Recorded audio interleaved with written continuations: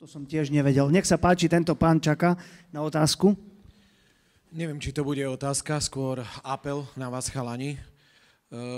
Chcem vám preniesť nejakú emóciu z Hornej Torisy, ktorá súvisí veľmi úzko s politikou, Stalo sa u nás nešťastie. V sobotu moja rodina si to odniesla.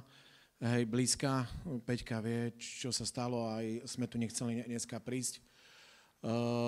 Ožratý chlap sa rozhodol, že zoberie BMWčko a namierí si to na deti. Aj to urobil, prešiel sa všetkých jak nôž.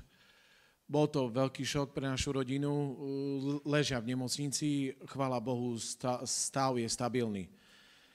Prečo o tomto celém hovorím? Toto isté urobil Danko. Je to strana, ktorá má 5,6% výsledok z minuloročných volieb a ona vlastne ovláda Slovensko. Viem je jedno, že Smer 1 a Smer 2, ktoré sú tu, kradnú po prikradnutí. Oni ešte majú aj na časy, ak sa to u nás hovorí, sme žili vonku tzv. Overtimey, hej, v anglosaských krajinách, kde sme žili. A chcem vám to povedať preto, lebo tento človek ušiel z nehody, takisto ako pán Danko, ja som ho nazval pán Danko, ako generátor náhodných slov z Revúcej. Tento človek utekal pred políciou, bol zachytený v Sabinove, našťastie už ďalších ľudí nezabil alebo nezranil, lebo mal cez 2 promile a chcem povedať, že pozrite sa, čo sa s ním stalo. V super rýchlom konaní ho včera odsúdili. Odsúdili ho za 5 minút. Chcem len povedať, ak nemáte krytie aj u nás na východnom Slovensku alebo kdekoľvek, skončíte tak, ako máte podľa trestného zákona. To znamená, skončíte v báse s 3 paragrafmi. Neposkytnutie pomoci, ujdenie z miesta nehody, trestný čin na základe toho, že ste to urobili na základe omamných alebo psychotropných látok. Tento človek, ktorý je bohužiaľ z SNS a ktorý nám tu vládne a má 5,6%, ešte raz to pripomínam, mal oveľa menej ako Oľano, mal oveľa menej ako SAS a riadi tu nové zákony ohľadom televízie, oni zaviedli cenzúru a ďalšie veci. Takže chcem vám preniesť emóciu od nás z východného Slovenska, že pozrite, ako sa má robiť s človekom, ktorý sa ožral, niečo urobil a čo s ním tento systém narobil. Ten, ktorý ho voláme Čašník z Budkoviec, Šuky, minister vnútornosti, lebo chcem byť aj troška to odľahčiť, tak je jeden zákon a jedna ústava. To znamená, sme si rovní pred ústavou. A chcem ani na vás napelovať, aby ste túto emóciu preniesli aj do Bratislavy, kde prídete. Pozrite sa, čo sa stalo na východnom Slovensku. Tu niekto niečo urobil a za to aj zaplatí. Tu niekto niečo urobil a má byť 10-krát viac násobený ako obyčajný človek, ktorý sa tam ožral, dal si niekoľko faciek a namieril si to na malé deti, ktorým kreslili na tvár. Bolo mu to jedno. Ušiel z nehody, dokaličil, urobil ďalšie následky, ktoré nevieme, čo budú ďalej znamenať pre tie deti. 4-ročný, 5-ročný, 7-ročná, vrtuníky tam boli, všetko. A najvyšší štátny predstaviteľ si dovolí ujsť, ani nevystúpil z toho auta. Tak ja vás chcem poprosiť, ako poslanci, ktorí ste tam, alebo čokoľvek, my ako národ sme veľmi zlí. Sme veľmi zlí. Ako ľudia sme perfektní. Slovensko ako národ nie je vôbec ako národ, ja to hovorím. My sme ako národ, jak by som povedal, sa len vyvíjame. A ja som to videl v zahraničí, ja som sa hanbil za to, že som Slovák. Ja som sa v Londýne, v Liverpoole, v Dubline nepriznával, že som Slovák. A viete prečo? Lebo druhá otázka bola, či mu požičiam. Či ho nechám prespať. A viete, prečo vám o tom hovorím? Nie sú lepší ani Angličania, ani Dáni, ani neviem kto, hej, iná národnosť. My len sme nedozreli. Takže tento človek skončil včera v báse, dostal ďalších 30 dní, ani sa neodvolal. A tento človek si prišiel 2 hodiny pohrabkať v Dubravke. Tak ja len vás prosím, chalani, z Oľano, my sme prvá línia, my dostávame najväčšie facky tu na. Ja som z okresu, kde 65% ľudí volilo, viete koho, hej, toho klamára, Podržtášku. Volili ho najväčšie kotleby, volili ho najväčší republikáni, ktorých poznám, ktorí im nevadilo jeho orientácia. Nevadilo mu, čo robil, ale v tej chvíli ho išli voliť. Presne. Nevadilo to cirkvi. Ja chodím, lebo my sme evanjelíci, ja chodím v okrese, kde každý na mňa pľuje. Ja mám stále nejaké vyšetrováčky. Nikomu som nič neurobil, nikomu som neukrádol. A predsa sme prenasledovaní za politický názor. Veď to je v rozpore s ústavou. Prečo nám nedávajú vystupovať v televíziách, keď je to v rozpore s ústavou? Je to základné ľudské právo byť informovaný. Toto všetko, chalani, ja vám chcem poslať emóciu hore zo severu, tu nás z Hornej Torisy, chalani, že toto preferujte. Pozrite, čo sa tam stalo. Ľudia ho chceli zabiť, pokrájať, majú nenávisť, toto, čo urobil tým deťom. Lebo to neurobil dospelým, urobil to maličkým, ktorí za nič nemohli. A toto vy máte isté aj Romovia. Odpadol niekto tam, ako dávate. Idete po tých ľuďoch. Ale toto my máme v národe. Vy vašu skúsenosť nepreniesiete na tých smerákov. Ani my. My nikoho nepresvedčíme, ani suseda, ani kamarátku, aby ich nevolil. Lebo skúsenosť je neprenosná. A viete, kto teraz leží v nemocnici? Potom vám poviem off records, aby som nepovedal, že koho volili tí ľudia. A teraz sami vidia na svojom živote, že keď nemajú známeho doktora, nemajú známeho prokurátora, známeho právnika, tak sú občania druhej kategórie. Lebo pán premiér má teraz obrovskú ochránku, veľké konzilium, ktoré rieši jeho. Prečo pána premiéra nepreviezli do Handlovej, do nemocnice? Smeráci otravili celú studňu. Prečo Oľano teraz, hovorím v úvodzovkách, SAS, neotravia studňu a nevyužijú tieto veci proti ním? Oni by to proti nám využili. Prečo oni otravili pandémiu, otravili pomoc dôchodcom? Nám všetko povedali zle. Všetko otravili studňu. My sme sa teraz stiahli. Áno, postrelili pána premiéra. Nikto to z nás neschvaľuje. Je to tak? Nikto to z nás neschvaľuje. Ale oni by to schvaľovali, keby sa to stalo na Zámockej, keby sa to stalo ďalej. Tak ja vám prenášam emóciu, že iba tieto emócie tento národ postavia na nohy.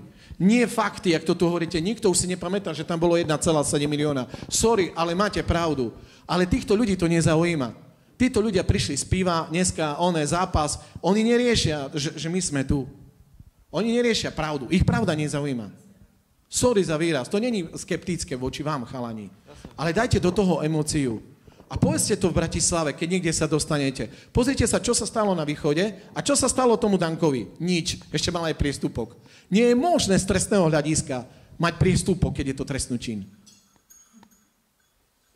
Chalani, iba toľko. Nebola to otázka, ale útočte na 5,6%, lebo to je najslabšia reťaz.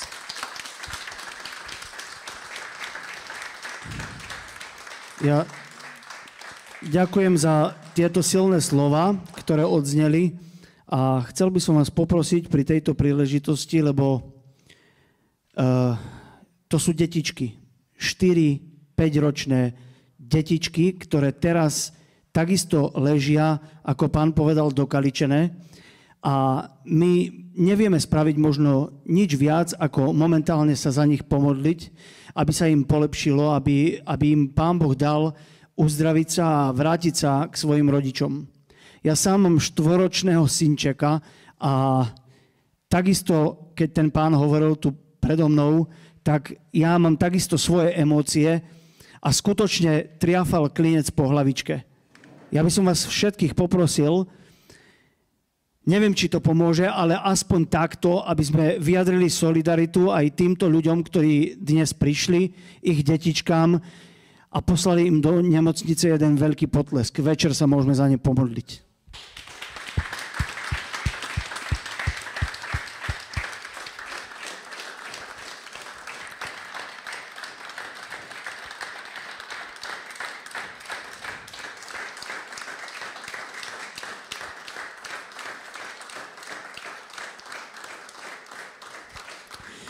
Ďalšie veci, ktoré boli povedané, už boli politické. A áno, neviem ako vy, chalani, ale ja súhlasím s tým pánom, že to, čo sa stalo teraz na východe, by malo byť príkladom v zmysle, ako bol postihnutý tento človek, ktorý s 2 promile ubližoval. Takisto to malo byť v prípade kapitána Danka a ďalších z histórie politikov, ktorých poznáme. Neviem, či chcete na to zareagovať, možno krátko a prejdeme ďalej na ďalšie otázky. Mišo? Ja len poviem, že so všetkým, čo hovoril tento pán, súhlasím a tiež je to obrovský výsmech a hanba, čo si ten Danko dovolil a ako sa potom on ešte sa vysmial celému národu do tváre, že on vlastne až o 15 hodín zavolal tých policajtov, keď už samozrejme nemal alkohol v sebe, nafúkal, vysmial sa, že on nabúral len do nejakého stĺpika, nikomu nič nespravil, ešte to pozametá a ešte hrdinu zo seba chcel spraviť. Áno, je to ďalšie také obrovské memento, lebo fakt tí ľudia, čo zažívajú v bežných životoch, že nemajú to krytie, ak ste hovorili, a stávajú sa takéto veci, absolútne sa s nimi nikto nebaví, nemilosrdne ich odsúdia hneď, to je obrovská pravda. No ale zase sme pri tom, že aj nadviažem na tých 5,6 SNS-ky, že keď minule to niekto, tuším, aj spočítal, že koľko vlastne ľudí na Slovensku rozhodlo o tom, že dnes máme túto vládu. Keby Danko nemal 5,6, ale 4,9, tak dnes nevládnu. A to tuším je 12 000 ľudí, niekto to prepočítal, že 12 000 ľudí na Slovensku rozhodlo o tom, že žijeme takúto vládu, takéto časy, schvaľujú také zákony a dejú sa tieto veľké veci. Čiže toto je pre nás podľa mňa obrovská výzva a zamyslenie. A keď budú ďalšie voľby, každý zo svojej pozície môže niečo spraviť. Niekto možno vie len osloviť svoju babku, svoju rodinu, svojich známych, možno niekto vie aj kamarátov, niekto vie aj spolužiakov, ale podľa mňa každý, komu záleží na Slovensku a vidí tú nespravodlivosť, by mal zo svojej pozície spraviť všetko preto, aby v ďalších voľbách nerozhodlo tých 12 000, ale aby možno rozhodlo 50 000, 60 000 v prospech tej strany, ktorá to myslí úprimne, že fakt tá polícia bude mať rozviazané ruky, že fakt budú stíhať aj vládnych poslancov. Ja som to zažil, keď bol Linhart, keď bol Krošlak, keď bol Borguľa, keď boli políciou stíhaní. Ja som to zažil a oni boli z toho hotoví, že jak si to môže polícia dovoliť vládnych poslancov stíhať? No ale vtedy Roman Mikulec povedal, ale takto to má fungovať v demokracii a ja nebudem chodiť vybavovať, teraz neviem, či som povedal Krošlak, ale bol Pčolínsky. Ja nebudem chodiť vybavovať teraz, že ty si vládny politik, ty si vládny poslanec a ja teraz budem vybavovať u vyšetrovateľov, že teba sa to netýka. Keď si nič neurobil, keď si nič neukradol a nemáš sa čoho báť, tak ten súd ťa oslobodí a ten vyšetrovateľ nemá na teba nič. Ale toto je presne to, že to Slovensko je rozdelené brutálnym spôsobom. Na jednej strane vidíme tú propagandu, ktorú tlačia, majú médiá, majú dezinfoscénu, obrovskú masu. No a potom je to tá druhá strana tých ľudí, ktorí tu sme a bohužiaľ v týchto voľbách to dopadlo v ich prospech. My musíme robiť všetko preto, aby sa to v ďalších voľbách preklopilo. A tu bude prvý lakmusový papierik eurovoľby. Tie ukážu, v akom stave je Slovensko, v akom stave je táto spoločnosť. Lebo dnes už asi je fakt, že ten Blaha tam bude. Je fakt, že tam ten Erik Kaliňák bohužiaľ bude.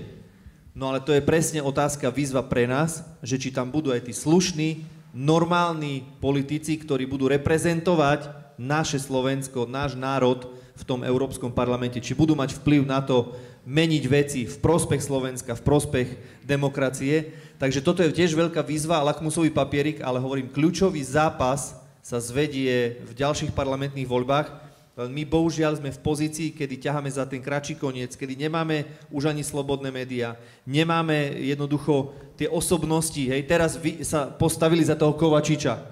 Lenže my toto zažívame už dlhšie, keď nás kritizovali neprávom, na Igora pľuli, ráno, na obed, večer. Všetko, čo sa stalo, bolo zlé, lebo Matovič. Dnes nič. Pokoj, kľud. Hej. A boja sa ho a jediné, čo vedia a čo chcú spraviť, je ho vymazať, zničiť, rozdúpať, aby sa o ňom nehovorilo a keby sa hovorilo, tak len tak, že môže Šutaj Eštok, Kaliňák a Erik Tomáš kritizovať v televízii a nakladať mu bez toho, že by tam ten Igor bol. Takže toto je veľká výzva pre nás a na tomto musíme všetci pracovať, každý zo svojej pozície. Ďakujem. Ešte Peťo, reakcia?